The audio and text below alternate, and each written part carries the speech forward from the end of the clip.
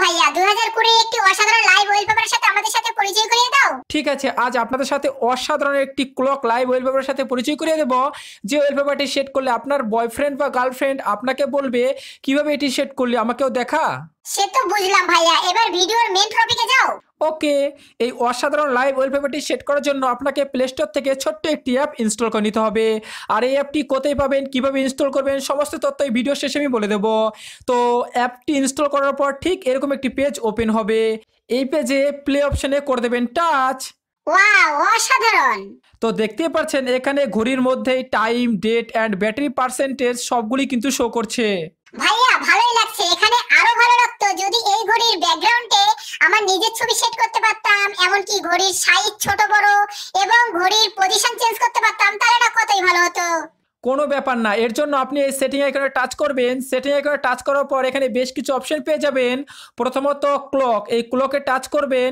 এরপর প্রথম অপশনটি পাবেন অ্যাপিয়ারেন্স বা পজিশন, এই অ্যাপিয়ারেন্স বা পজিশনে টাচ করবেন।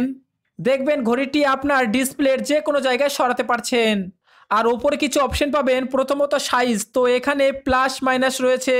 যদি প্লাস আইকনে টাচ করেন তাহলে দেখবেন ঘড়ির আকারটি বড় হবে, আর মাইনাস আইকনে টাচ করলে ঘড়ির আকারটি ছোট হতে থাকবে।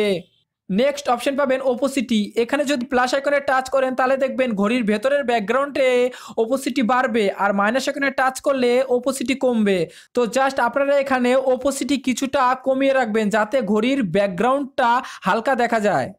তো পরের অপশনটি রয়েছে এনআর ওপোসিটি, এটা কখনোই কমাবেন না। যদি এর মাইনাসে টাচ করে কমান তাহলে দেখবেন ঘড়ির ভেতরে 1 থেকে 12 অবধি যে লেখাগুলি রয়েছে সেগুলি কিন্তু বোঝাই যাবে না।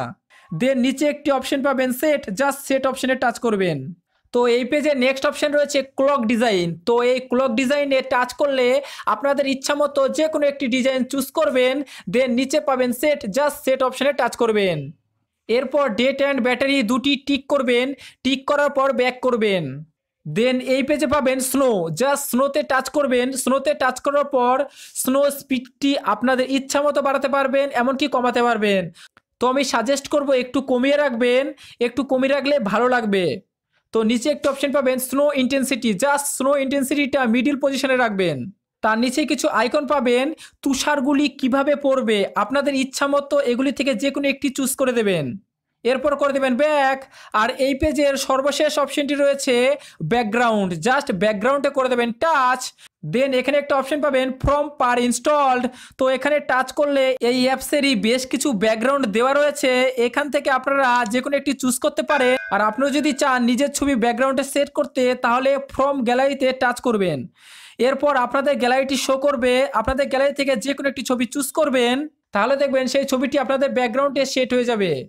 তো ফ্রেন্ডস, আপনাদের সুবিধার্থে এই অ্যাপটি লিঙ্ক এই ভিডিও ডেসক্রিপশনে দিয়ে দিয়েছি, আপনারা চাইলে সেখান থেকে এক ক্লিকে ইনস্টল করে নিতে পারবেন।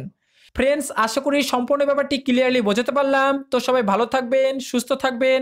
আর এখনো পর্যন্ত আপনাদের ভালোবাসায় গড়ে তোলা এই নিউ ফোনটেক চ্যানেলটি যারা সাবস্ক্রাইব করেননি তারা অবশ্যই সাবস্ক্রাইব করে বেল আইকনে টাচ করে অল অপশনটি সিলেক্ট করবেন, কারণ এই চ্যানেলে আপনাদের প্রয়োজনীয় মোবাইল টিপস দিয়ে থাকি। তো আজকের মতো এই পর্যন্ত, টাটা।